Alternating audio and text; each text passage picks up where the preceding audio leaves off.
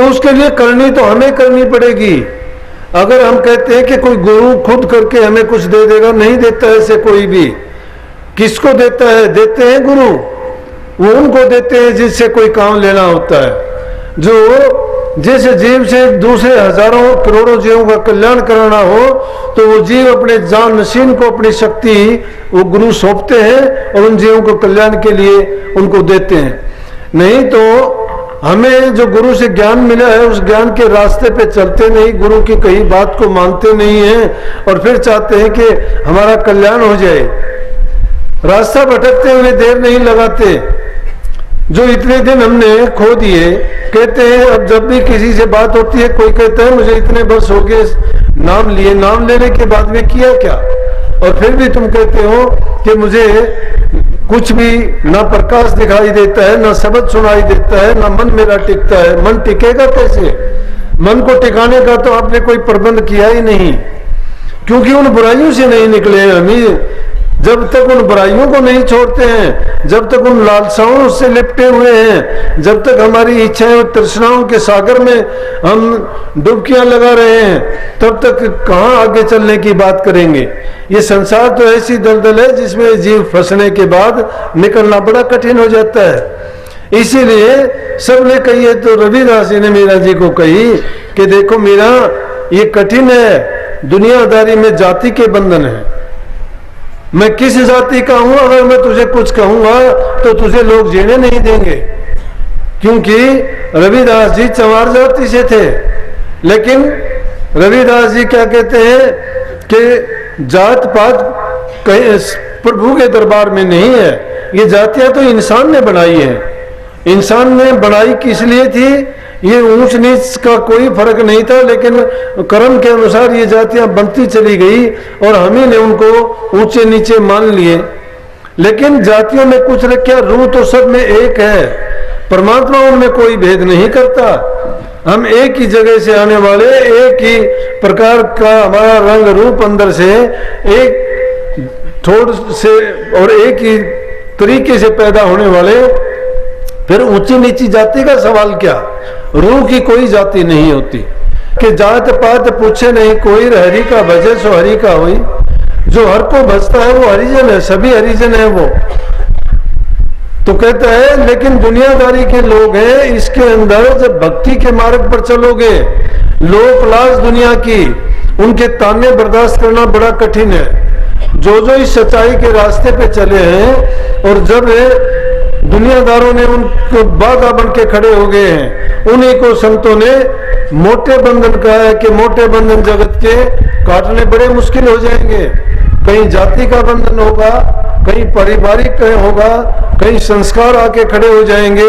संसार में अनेक प्रकार की ऐसी बाधाएं आएंगी जिनको पार करना कठिन होगा। लेकिन जो सच्चाई के रास्ते पे चलते हैं वो कभी भी इस चीज की परवाह नहीं करते। उनको पता है कि जिन्होंने इस सत्य को पहचान लिया वो सब में उसी रूप को देखते हैं और है भी सभी में वही चीज काम करती है, अलग है ही नहीं किसी में भी। लेकिन जब तक हम अलग अलग देखते हैं, अब ये बात फतेहाबाद के उस सत्संग में भी थोड़ी आई थी कि पानी का तो एक ही रूप है, चाहे वो अलग अलग बर्तनों में कहीं भी डालो तो अलग नाम कहलाता है। अगर वो नदी में है नदी का पानी है, अगर वो किसी जोड़ में है तो जोड़ का पानी है, कुएं में तो कुएं का पानी है, सागर में है सागर का, मटके में मटके का, लेकिन है तो सारा पानी का पानी। एक ही रूप है, एक ही गुण है उसका। इसीलिए ये रूह भी उसी प्रकार से परमात्मा से उस आदि घर से बिछड़ के आई है। इनका भी सबका एक ही रूप रंग है, ये अलग नहीं है। लेकिन हमारी समझ में ये बात कब तक नहीं आती? जब तक हमारे शरीर में कोई रोग नहीं लग जाता। जब लग जरा रोग नहीं आया, जब लग काल गिरसी नहीं खाया, जब शरीर में रोग आता है, तकलीफ होती है, जब हमें दुख होता है, फिर कहते हैं कि जो काम करना चाहिए था वो हम नहीं कर पाए, और फिर पछताते हैं, हाथ मलते हैं। तो जब तक वो वक्त आए, हमारे लिए चेतावनी है, उस वक्त के आने से पहले हम चेत लें, उसके आने से पहले उस नाम की कमाई करें, तो हम अपने जीवन का पूरा लाभ उठा सकते हैं। तो राजा जनक की बात जो चली थी, राजा जनक की तृप्ति नहीं हुई। याज्ञवल्क्य ने उनको बड़े सिद्धांत, तर्क वितर्क, शास्त्रों की बात से संतुष्ट कर दिया, इनाम भी ले लिया, लेकिन राजा जनक के मन में वो चीज रही और उन्होंने कह दिया कि जो भी मुझे वो लक्ष्य ज्ञान दे देगा मैं उसको गुरु मान लूंगा। अब उसके और एक सिंहासन लगा दिया कि वो आदमी सिंहासन में आके बैठे जो मेरी बात का जवाब दे। बहुत से पंडित आए, बहुत से ज्ञानी आए, उन्होंने अपने अपने ढंग से उनके जवाब देने की कोशिश की, लेकिन अष्टावक्र जी भी उनकी सभा में जब पहुंचे, पहले तो दरबार उनको रोकने लगे, कहने लगे कि कहाँ जाते हो, ये ज्ञानियों की सभा है। कहने लगे मैं भी उसी में जा रहा हूँ, ज्ञानियों की सभा में ही। तो कहते हैं उसके शरीर में 8 बल पड़ते थे, टेढ़े मेढ़े चलते जब गए वो कहने लगे आप कहाँ जाओगे, बड़े बड़े ज्ञानी आए हैं, बड़े बड़े यहाँ विद्वान आए हैं और वो वापस नहीं आए, उनको पता नहीं क्या सजा मिलेगी, कहाँ आप जा रहे हो कि आपको तो कौन जानेगा जब इतने बड़े बड़े पंडित ज्ञानी भी वहाँ नहीं पार पास के। कहने लगे मुझे अंदर जाने दो, मैं भी ज्ञानी हूँ, पंडित हूँ, विद्वान हूँ। वो हंसने लगे, लेकिन अंदर जब गए, अंदर गए तो जाके देखते हैं कि सभा जो बैठी हुई थी वो देखते ही उसको हंसने लगी। तो राजा जनक के सामने खड़े होकर कहने लगे राजा जनक, ये आपने चमारों की सभा क्यों बुलाई है?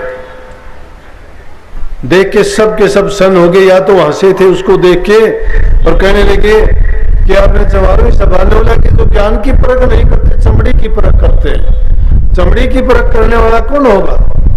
इन्होंने ज्ञान की परख नहीं की, मेरे अंदर क्या ज्ञान है। सब सन्नाटा छा गया सभा में। राजा जनक भी संतुष्ट हुआ कि शायद मेरी बात का जवाब यहां मिलेगा, मेरी संतुष्टि होगी। राजा जनक ने हाथ जोड़ के कही कि क्षमा करो और आओ बैठो। कहने लगे कि सबसे पहले जो आने वाला होता है उसका स्वागत करते हैं, उसको पूछते हैं कोई जल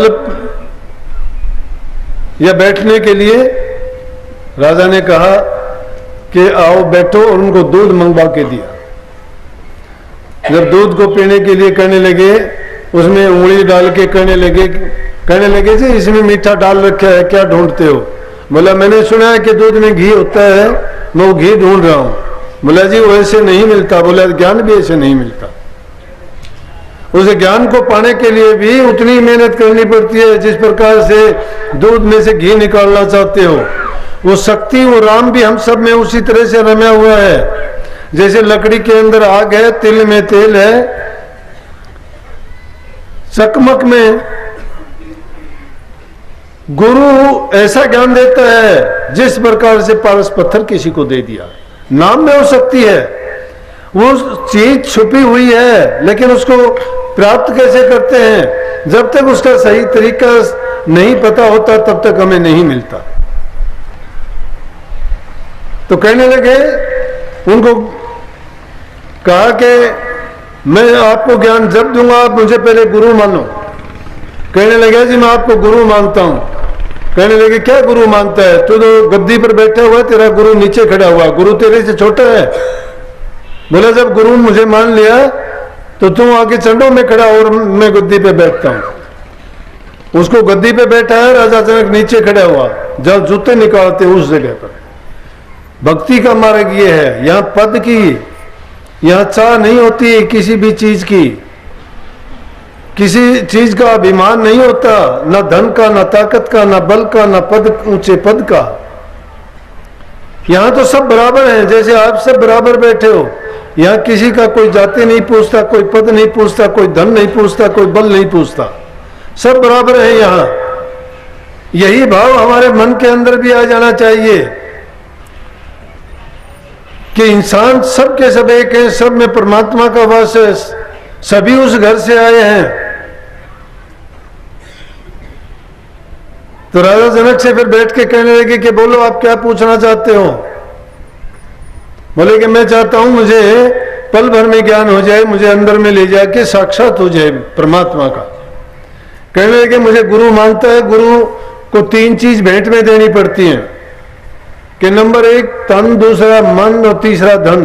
कि आपने तीनों चीज मुझे भेंट करनी है तो मैं आपको ज्ञान दूंगा, अगर नहीं करते तो नहीं मिलेगा। राजा जनक कहने लगे कि मैं तीनों चीज आपको देता हूं। कहने लगे ऐसे नहीं, संकल्प करो।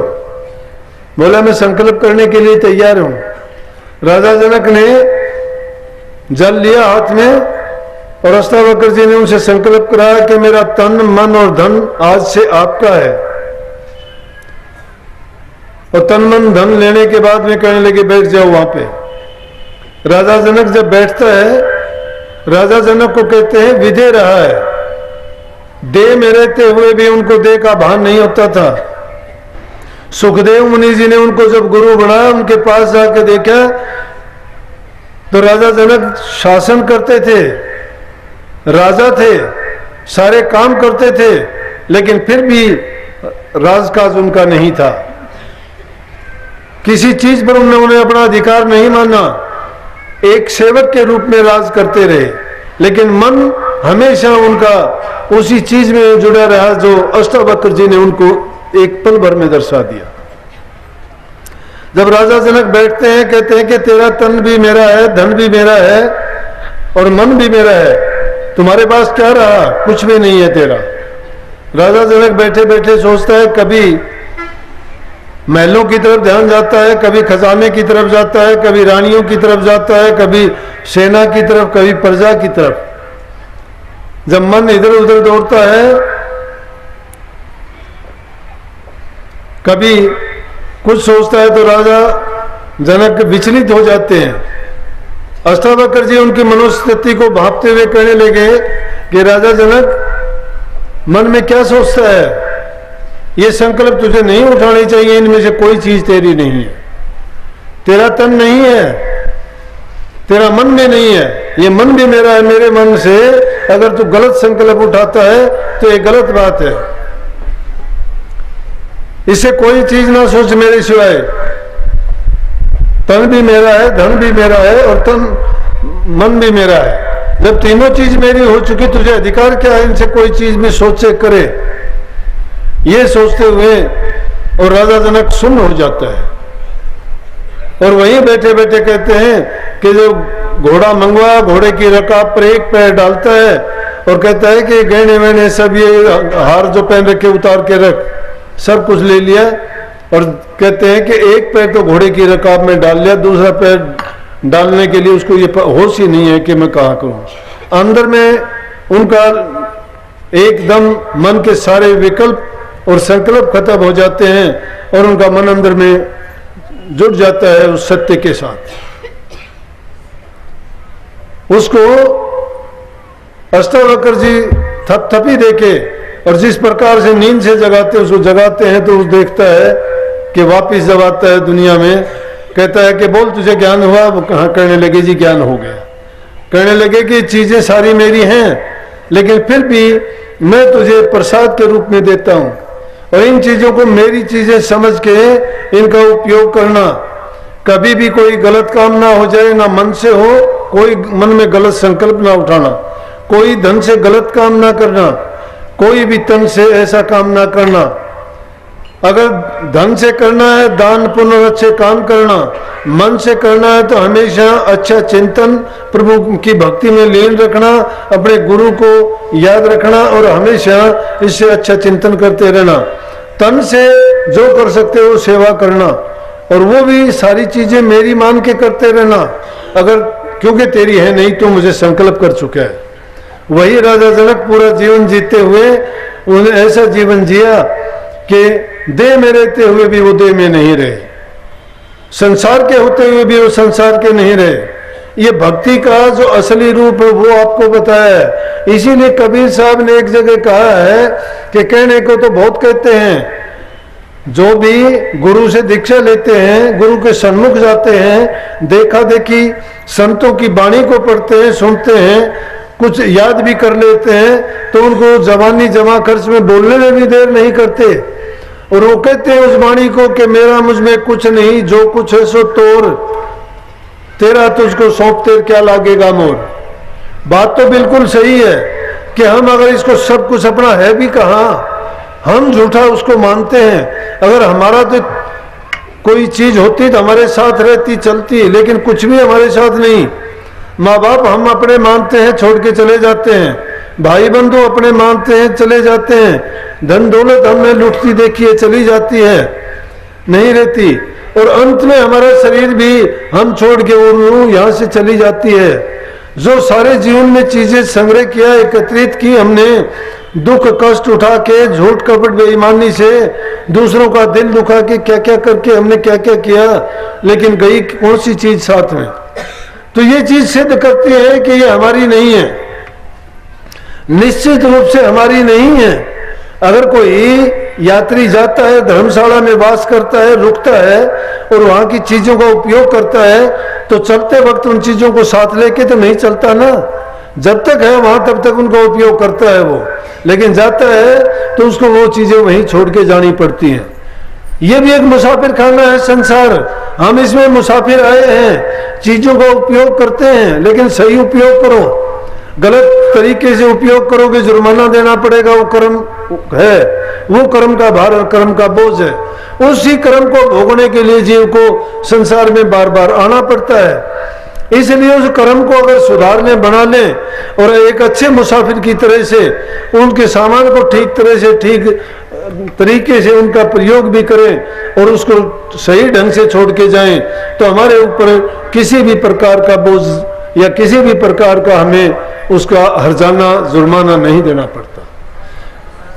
इसलिए बात सही है कि हमारा कुछ भी नहीं है,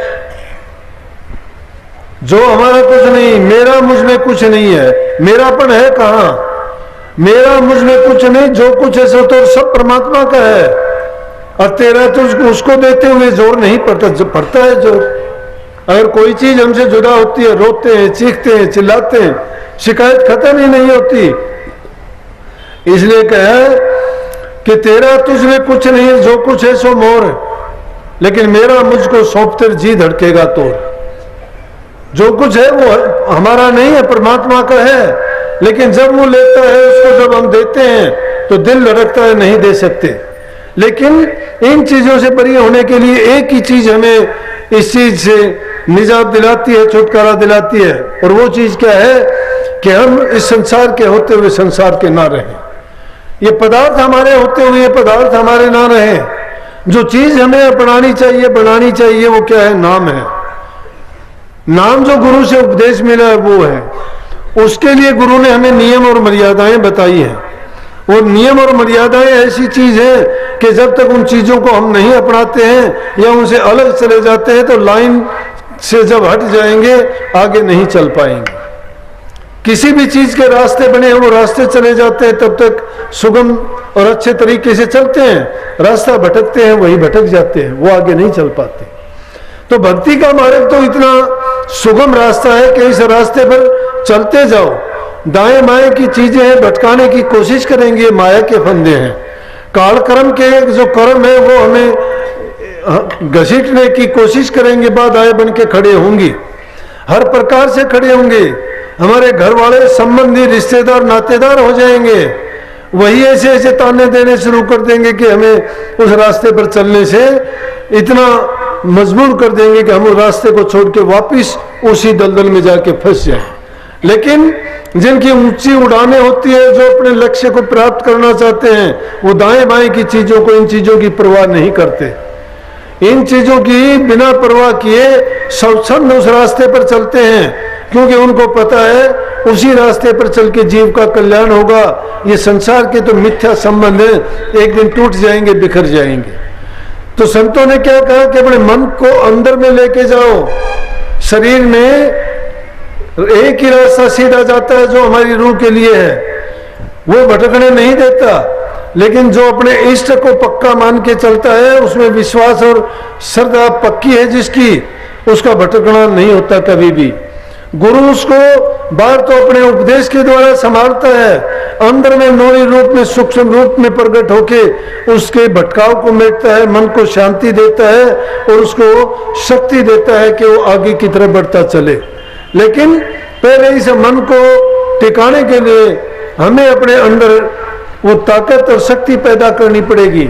जो शक्ति हमने इंद्रियों के द्वारों में लगा के अपने आप को संसार में फंसा रखा है, उसको वहां से वापस मोड़ के और अंदर में जो सूक्ष्म नाड़ी है उसके रास्ते पर चलते हुए मन की एकाग्रता करेंगे। गुरु या जिसका भी तुम ध्यान करते हो, साधना करते हो, उसी में मन को ऐसे ढंग से लगाओ कि निर्विकल्प हो जाओ। किसी प्रकार का भी ख्याल आपके मन में ना रहे, कोई भी चाहत ना रहे। लेकिन जब शरीर में रहते हो, जीते हो, चीजों की आवश्यकता और जरूरत पड़ती है, जरूरत के मुताबिक उन चीजों को आप प्रयोग में लाओ, कोई दोष नहीं है। जरूरत के मुताबिक उन चीजों का प्रयोग करते हो, लेकिन उस चीज के लिए तुम्हें वासना नहीं होनी चाहिए, उसके लिए आपको तड़प और चाहत नहीं होनी चाहिए। उसके लिए ये नहीं कि उन चीजों के पीछे आप भागते फिरो दिन रात, उसी के लिए तुम अपने मन में ख्यालात में वो चीज अगर बसा लोगे तो वही चीज तुम्हारा गुरु बन जाएगा, वही तुम्हारा नाम बन जाएगा। इसीलिए जो मन को तुम संसार के पदार्थों में जैसा लगाते हो, इस मन को उसी प्रकार से तुम अगर नाम में जोड़ दोगे तो अपने आप से यहां से बंधन ढीले होते चले जाएंगे और सबक की तरफ अपने आप जुड़ते चले जाएंगे।